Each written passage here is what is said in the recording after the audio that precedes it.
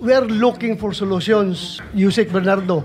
Do you think kung makapasa kami ng batas, ng death penalty para sa mga corrupt na politiko at mga government officials, ikaw matatakot ka kaya na inamin mo na kanina na may kasalanan ka? Ngayon, kung meron tayong existing na batas na bitayin ka kapag ikaw ay nahuli, magawa mo kaya yung nagawa mo ngayon? Palagay ko po, maraming matatakot talaga doon at hindi ko po masasabi, Mr. Chair, na mawawala po totally.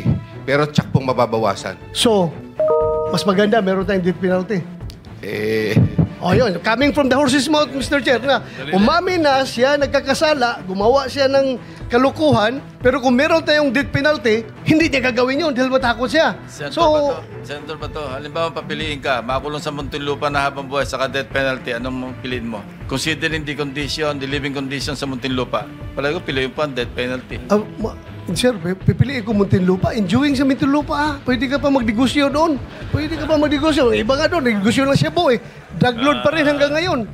Ando sa Muntinlupa. Mr. Chairman, I move to strike out that statement of Senator Silaro.